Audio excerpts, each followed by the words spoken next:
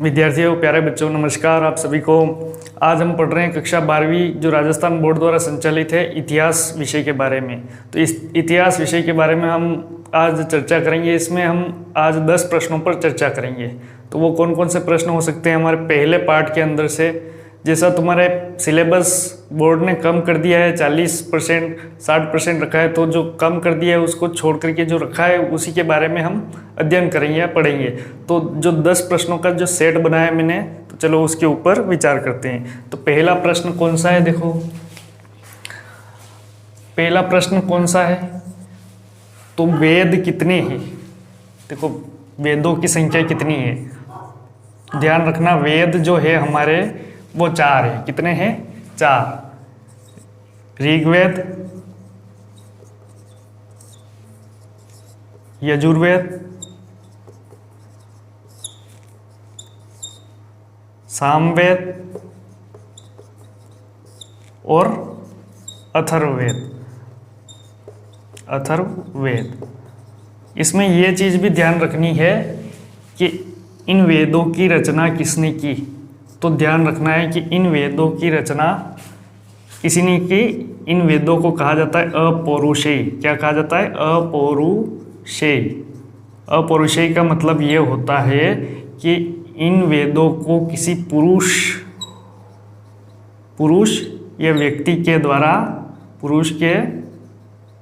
पुरुष के द्वारा नहीं बनाया गया। पुरुष ने नहीं बनाया तो किसने बनाया? तो हमारे प्राचीन काल के जो ऋषि मुनि हुए हैं उन्होंने इन वेदों के जो ऋचाएँ हैं, इनके अंदर जो श्लोक है, मंत्र है, उनकी रचना की है। और वो जो लोग थे ऋषि मुनि, वो अपने आने वाली पीढ़ी को इनको मौखिक रूप से सुनाते थे, और जो आने वाली पीढ़ी है वो उनको मौखिक रूप से सुनाती थी। तो इन वेदों के बारे में ये जानकारी अपने को याद रखनी है। अब इन वेदों का संकलन किसने किया? तो ध्यान रखना, वेदों का संकलन, बस एक ही नाम याद आता है हमारे सामने, कृष्ण द्वैपायन। अब ये कृष्ण द्वैपायन कौन है? तो याद रखना है अपने को, कृष्ण द्वैपायन कौन है? इनको कहा जाता है वेद व्यास। क्या कहा जाता है? वेद व्यास। तो सीधा सीधा याद रख लेना कि वेदों का संकलन किसने किया? तो वेद से वेद और व्यास, वेद व्यास ने वेदों का संकलन किया। वेद व्यास जी ने, इन्होंने महाभारत भी लिखी है, तो ये भी थोड़ी जानकारी याद रखना। महाभारत, जिसको प्रारंभ में जय संहिता कहा जाता था, महाभारत लिखी है। अब देखो दूसरा प्रश्न क्या है,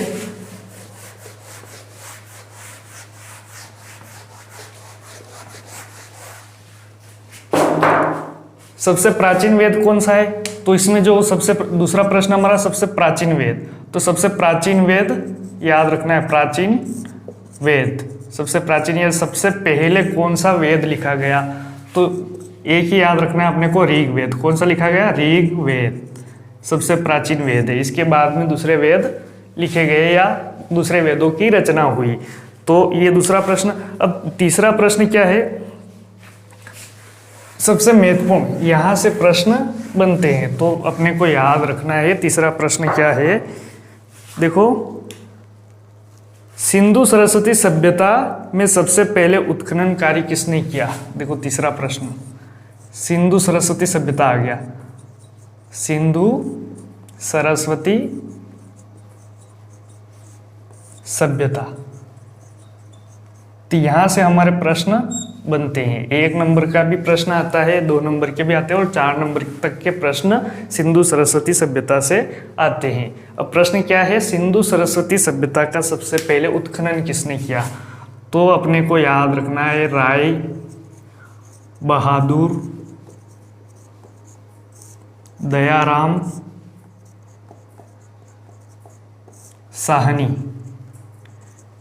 हाँ, अब यहाँ पर एक चीज और देखनी है, सिंधु सरस्वती सभ्यता का सबसे पहले, अब यहाँ सीधा लिखा है सिंधु सरस्वती, इस सभ्यता को कहा जाता है हड़प्पा सभ्यता। क्या कहा जाता है? हड़प्पा। यहाँ से भी प्रश्न बनते हैं, हड़प्पा। हड़प्पा क्यों कहा जाता है? कि सबसे पहले राय बहादुर दयाराम साहनी ने उत्खनन कार्य शुरू किया था हड़प्पा में। कहाँ किया था? हड़प्पा नाम की जगह में, जो वर्तमान में कहाँ पर है? पाकिस्तान में। कहाँ पर है? पाकिस्तान स्थान में स्थित है। तो राय बहादुर दयाराम साहनी ने इस हड़प्पा नाम की जगह पर सबसे पहले उत्खनन किया था। अब कब किया था? तो 1921, याद रखना है सीधा, 1921 ईस्वी। कब किया था? 1921 ईस्वी। लेकिन इसकी खोज पहले ही हो गई थी। कहाँ हुई? तो सबसे पहला खोजा गया स्थान, एक और प्रश्न याद रख लेना है, सबसे पहला खोजा गया स्थान कौन सा था? तो मोहनजोदड़ो। ये भी वर्तमान में कहाँ है? पाकिस्तान। कहाँ पर है? पाकिस्तान। हुआ क्या कि जब अंग्रेजों का शासन था भारत में, उस समय पाकिस्तान नहीं था, भारत ही था। तो वहाँ पर क्या है कि मोहनजोदड़ो नाम की जगह पर एक रेल लाइन बिछाई जा रही थी। तो दो अंग्रेज मजदूर थे जिनको बर्टन बंधु कहा जाता है। क्या कहा जाता है? बर्टन बंधु। तो इनको क्या हुआ कि जब रेल लाइन बिछाई, रेल लाइन के लिए पत्थरों की आवश्यकता थी, तो पत्थर की कमी हो गई। तो इन्होंने क्या किया, पास में एक टीला था, तो टीले को खोद कर वहाँ से ईंटों को निकाल कर ले आए। तो इनको पता चला कि यहाँ ईंटें हैं और खोदते जा रहे हैं, तो नीचे और ईंटें निकलती जा रही। तो इन्होंने जाकर ये जानकारी सरकार को दी। किसको दी? सरकार को। और सरकार में जब कन्नीगम थे, तो इनके नेतृत्व में भारतीय पुरातत्व सर्वेक्षण विभाग की स्थापना हुई। तो ये ध्यान रखना है, भारतीय पुरातत्व सर्वेक्षण विभाग की स्थापना किनके नेतृत्व में की गई? तो कन्नीगम के नेतृत्व में की गई। कब की गई? तो सीधा सीधा याद रखना है, 1861 ईस्वी में। कब? 1861 ईस्वी में कन्नीगम के नेतृत्व में भारतीय पुरातत्व सर्वेक्षण विभाग की स्थापना की गई। उसके बाद में उत्खनन का कार्य किसको सौंपा गया? राय बहादुर दयाराम साहनी को, जिन्होंने पहले स्थान यानी हड़प्पा में उत्खनन का कार्य शुरू किया। और एक और चीज़ याद रख लेनी है कि ये जो पहला जो खोजा गया स्थान था मोहनजोदड़ो, यहाँ पर उत्खनन का कार्य किसने किया? तो राखल दास बनर्जी। कौन? राखल दास बनर्जी। राखल दास बनर्जी ने मोहनजोदड़ो नाम के स्थान पर खुदाई का काम शुरू किया। अब देखो, ये तो हो गया तीसरा प्रश्न।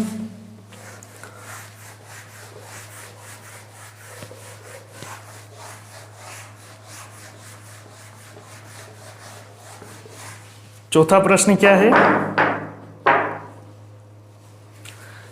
चौथा प्रश्न वापस इसी से आ गया। सिंधु सरस्वती सभ्यता की कोई दो विशेषताएं बताइए। विशेषताएं बताइए। कितनी पूछी? तो 2। कितनी पूछी? 2। तो यहाँ से 2 नंबर का प्रश्न अपने को 2 नहीं, 2 से ज़्यादा भी याद कर लेनी है, क्योंकि 4 नंबर का प्रश्न भी यहाँ से परीक्षा में पूछा जा सकता है। विशेषताएं क्या थी? नंबर 1, सुनियोजित नगर नियोजन। सुनियोजित नगर नियोजन। अब क्या था? ये जो नगर थे, ये नियोजन के आधार पर यानी व्यवस्थित तरीके से बने हुए थे। अब जो नगर थे उनमें 2 टीले हुआ करते थे, एक ऊंचाई पर और एक निचले भाग पर। इस तरफ वाला जो था वो था पश्चिमी भाग। कौन सा भाग था?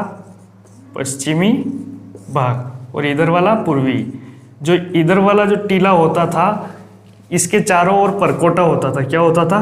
परकोटा, एक मोटा परकोटा। और बीच में कुछ घर बने हुए थे, जो बड़े घर थे। और यहाँ पर पता लगाया इतिहासकारों ने कि यहाँ पर जो राजा होते थे और उसके जो मंत्री होते थे वो रहते थे। और जो पूर्वी भाग होता था वो थोड़ा निचला स्थान होता था, और यहाँ पर सामान्य जनता रहा करती थी। और जो एक और चीज़ है इसमें कि सड़कें। क्या है? सड़कें भी महत्वपूर्ण है, क्योंकि जो सड़कें होती थी वो एक दूसरे को समकोण पर काटती थी। कैसे? ऐसे समकोण यानी 90 डिग्री का जो कोण बनता है, ऐसे सड़कें काटती थी। तो सुव्यवस्थित सड़कें होती थी। और क्या विशेषता है इसकी? जल निकासी। क्या है? जल निकासी। तो मैं यहाँ ऊपर लिख दूँ इसको।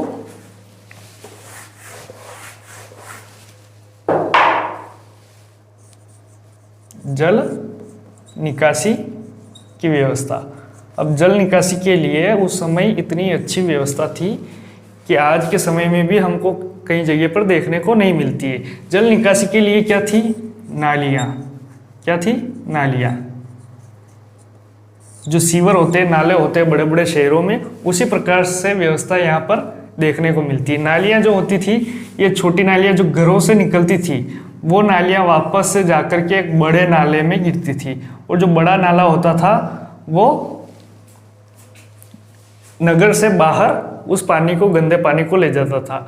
और जो नालियाँ होती थी ये पक्की ईंटों की बनी होती थी। कैसी? पक्की ईंटों की बनी हुई होती थी। तो इस प्रकार से जल निकास प्रणाली भी एक अच्छी अवस्था में अपने को उस समय में देखने को मिलती है। और क्या चीज़ें हैं? तो यहाँ बहुत सारी चीज़ें ऐसे तो कला है, जैसे नर्तकी की मूर्ति मिली है। उस समय हमको नर्तकी की मूर्ति के अलावा हमको जो कांसा तांबा होता था, उस तांबे की बनी हुई एक नर्तकी की मूर्ति मिली है। एक विशाल स्नानागार मिला है, विशाल अन्नागार मिले हैं। तो ऐसी कला और स्थापत्य में बहुत सारी चीज़ें देखने को मिलती है। इसके अलावा हमको सिंधु सरस्वती सभ्यता में और क्या चीज़ देखने को मिलती है? तो देखो, चौथे नंबर पे आ जाता है भवन निर्माण। क्या? भवन निर्माण या भवन स्थापत्य। क्या कह सकते हैं? भवन स्थापत्य। तो भवन स्थापत्य में क्या देखने को मिलता है अपने को कि जो भवन होते थे, उन भवनों में जो घर होते थे, उन घरों में सभी प्रकार की सुविधाएं थी। चूल्हा होता था, यानी कि हम कह सकते रसोई घर, स्नान घर होता था, घर के अंदर ही पानी की व्यवस्था, यानी छोटी छोटी कुइयाँ होती थी, और घर से गंदा पानी निकालने के लिए वापस नालियाँ होती थी। जो घरों के मुख्य दरवाजे होते, जो मेन गेट होते थे, जैसे ये घर है, ये घर है, और जो मेन गेट है वो इस तरफ एक छोटी गली होती थी, उसकी तरफ खुलता था। पीछे जो बड़ा रास्ता होता था, इस रास्ते की तरफ नहीं होकर के जो गली होती थी, इस गली की तरफ। तो यहाँ से हम देख सकते हैं कि जो दुर्घटना की संभावना वो भी कम हो जाती है। तो ये भवन स्थापत्य, इस तरह की विशेषताएं अपने को ध्यान में रखनी है। और क्या चीज़ है? देखो अगला प्रश्न क्या है? अगला कौन सा प्रश्न है? 5वां। राजतरंगिणी। बहुत ही अच्छा प्रश्न। राजतरंगिणी के लेखक कौन है? अब ध्यान रखना, राजतरंगिणी का शाब्दिक अर्थ होता है राजाओं की नाव। क्या होता है? राजाओं की नाव। लेकिन हमको क्या पूछा है? लेखक। क्या पूछा है? लेखक। तो राजतरंगिणी का लेखक कौन है? तो सीधा सीधा एक ही नाम याद रखना है अपने को, कल्हण। क्या याद रखना है? कल्हण। और राजतरंगिणी में क्या बताया कल्हण ने?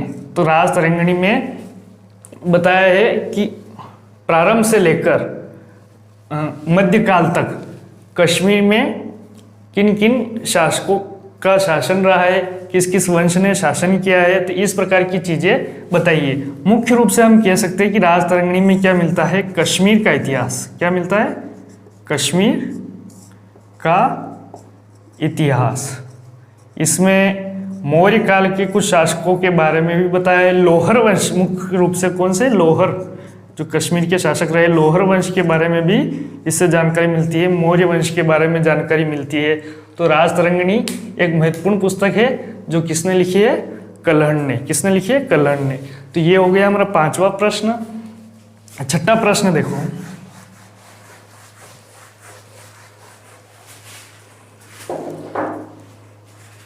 इतिहास के किन्हीं 2 पुरातात्विक स्रोत के नाम लिखिए। अब देखो, सबसे पहले हमारी इतिहास पढ़ते हैं तो इतिहास में हमको ये जानकारी होनी चाहिए कि हमको इतिहास कहाँ से पता चलता है, इतिहास के स्रोत क्या है। तो इतिहास के स्रोत 2 प्रकार के हैं। कितने प्रकार के हैं? 2 प्रकार के। मुख्य रूप से मोटे रूप में 2 प्रकार में हम बांट सकते हैं इतिहास के स्रोतों को। कितने प्रकार में? 2 प्रकार में। ध्यान रखना, इतिहास के स्रोत 2 प्रकार में। कौन से? एक तो साहित्यिक स्रोत, साहित्यिक, और दूसरा है पुरातात्विक। पुरातात्विक। अब प्रश्न क्या पूछा है हमको कि इतिहास इतिहास के स्रोत, ये हो गए ना। प्रश्न क्या पूछा है कि दो पुरातात्विक स्रोतों के नाम लिखिए। तो पुरातात्विक का मतलब ये है कि जो खुदाई में मिले हैं या जो पुराने समय के हैं वो ही स्रोत पुरातात्विक स्रोत कहलाते हैं। तो इसमें हमको सबसे पहले ध्यान रखना है अभिलेख, ये सबसे महत्वपूर्ण है पुरातात्विक स्रोतों में। क्या? अभिलेख। अभिलेखों में ताम्रलेख, शिलालेख या किसी राज व्यवहार के या राजपत्र जो होता है वो सभी चीज़ें इसमें आ जाती है। दूसरी चीज़ होती है सिक्के। क्या होती है? सिक्के। तो सिक्के भी एक तरह से महत्वपूर्ण स्रोत के रूप में काम करते हैं। इस सिक्कों से पता चलता है कि कौन से वंश ने कौन सी उपाधि धारण की थी, क्योंकि वो सिक्कों के ऊपर उस उपाधि को लिखवाते हैं, उत्कीर्ण करवाते हैं, या फिर कौन से शासक ने किस समय ये सिक्का चलाया या वो कौन से धर्म को मानने वाला, क्योंकि ये सब चीज़ें, बहुत सारी चीज़ें हमको सिक्कों के माध्यम से प्राप्त हो जाती है। तो ये हमको जब तक पूछा जाए कि पुरातात्विक स्रोत दो कौन कौन से, तो अभिलेख और सिक्के। इसके अलावा और भी होते हैं, स्मारक होते हैं, मूर्तियाँ होती है, तो बहुत सारे स्रोत होते हैं। तो ये चीज़ अपने को ध्यान रखनी है।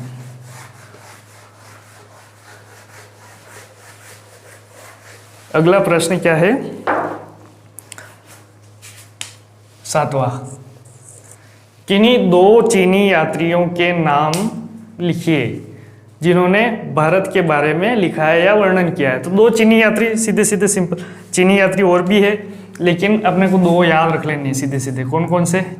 एक तो है फाहियान, फा आधा ह या न, फाहियान, सीधा सीधा। दूसरा याद रख लेना है ह्वेनसांग, आधा ह वे न सांग, ह्वेनसांग। तो फाहियान और ह्वेनसांग। इसके अलावा और भी है, सिंह है। तो अपने को दो, देखो फाहियान जो था इसने भारत के बारे में लिखा। ये आया था गुप्त काल में। कब आया था? गुप्त काल में। और गुप्त काल में किस शासक के समय में आया था? तो चंद्रगुप्त द्वितीय के समय में। चंद्रगुप्त द्वितीय के समय में कौन आया था? फाहियान, चीन का यात्री। और इसने उस समय भारत में जो आर्थिक स्थिति है, राजनीतिक है, धार्मिक है, इन सभी के बारे में वर्णन किया है। और जो ह्वेनसांग आया था, ये आया था वर्धन वंश के समय में। किसके समय में? वर्धन वंश के समय। वर्धन वंश को पुष्यभूति वंश भी कहा जाता है। और वर्धन वंश में जो शासक था उस समय हर्षवर्धन था। कौन था? हर्षवर्धन। हर्षवर्धन के समय में ह्वेनसांग आया था। हर्षवर्धन क्या करता था कि जो भी जितना भी कमाता था अपने राज्य में हर 5वें वर्ष सभा करके दान कर देता था। तो इस प्रकार के छठे महोत्सव में ह्वेनसांग आया था और उसने उस सभा के बारे में, हर्षवर्धन के बारे में, सभी के बारे में अपनी पुस्तक में वर्णन किया। पुस्तक का नाम भी याद रख लेना, ह्वेनसांग की पुस्तक सियुकी। कौन सी? सियुकी। तो सियुकी में इसने उस समय की राजनीतिक, धार्मिक, सांस्कृतिक सभी प्रकार की स्थितियों के बारे में इसमें वर्णन किया है। तो ये दो चीनी यात्री फाहियान और ह्वेनसांग को याद रख लेना है।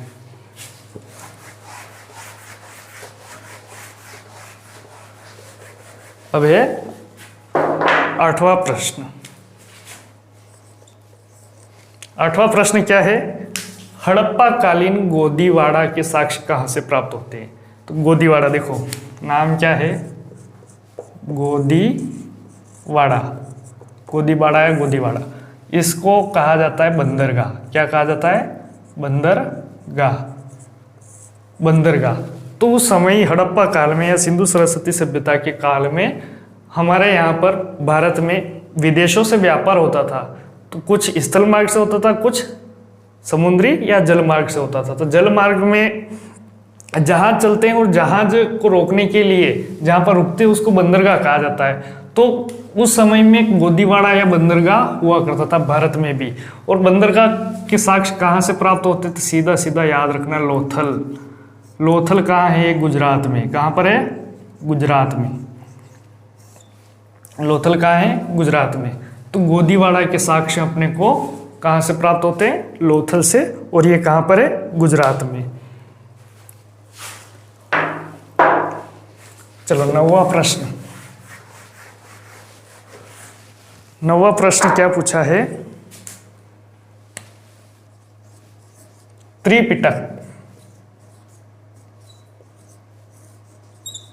त्रिपिटक कौन कौन से हैं या त्रिपिटक क्या है। तो सीधा सीधा समझना है, पिटक का मतलब होता है पिटारा और त्रि का मतलब तीन। तो तीन पिटारे कौन कौन से हैं?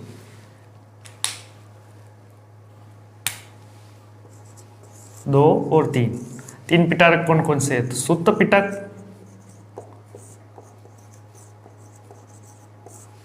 दूसरा है विनय पिटक,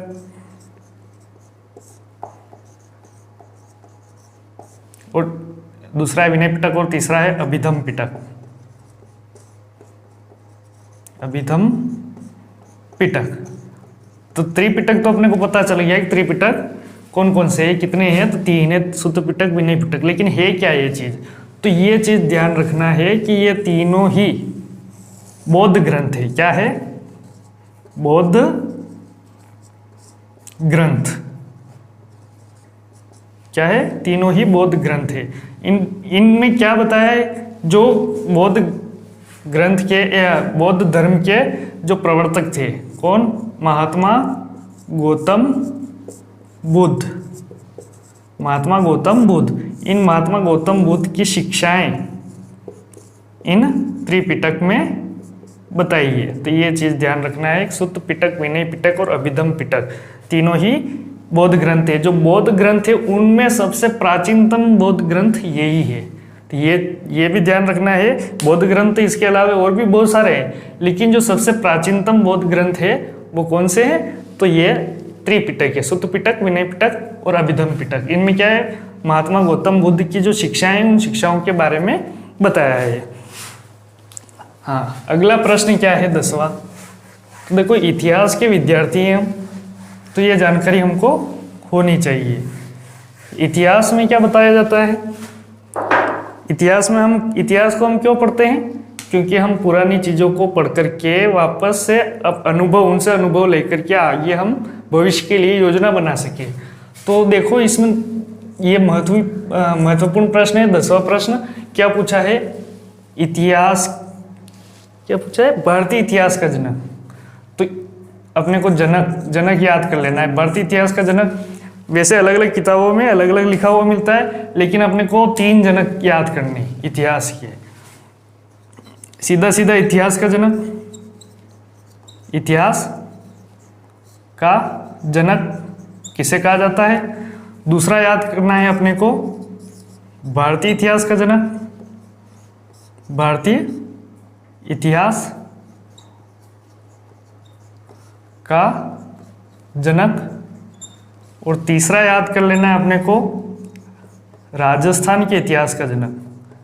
राजस्थान के इतिहास, वैसे ये सब प्रश्न बहुत ही कम आता है परीक्षा में। राजस्थान के इतिहास का जनक। स्याही खत्म हो गई इसमें भी।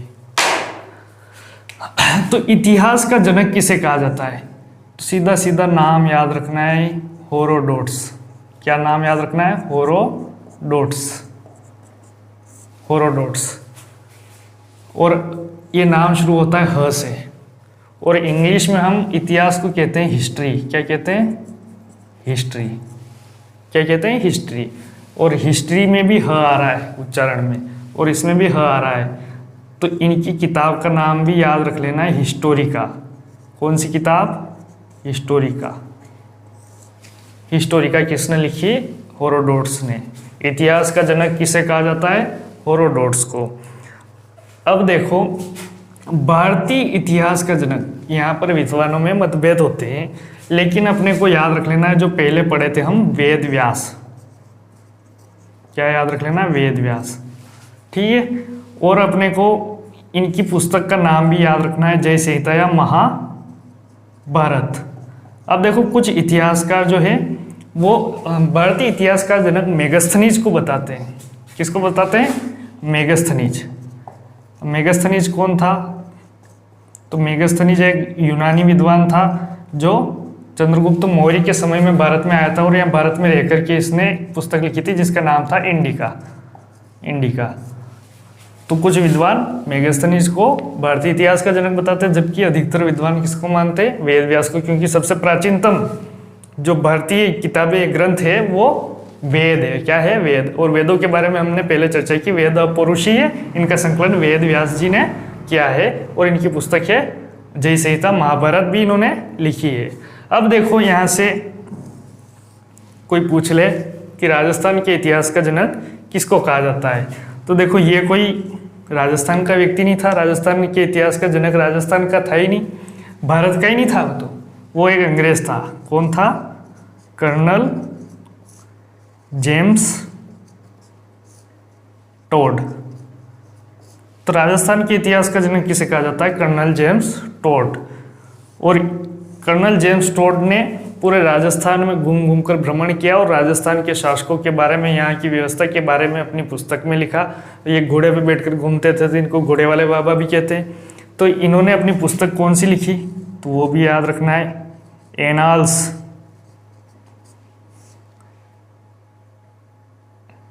ऑफ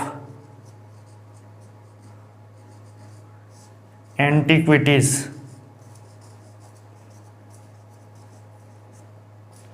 इन राजस्थान।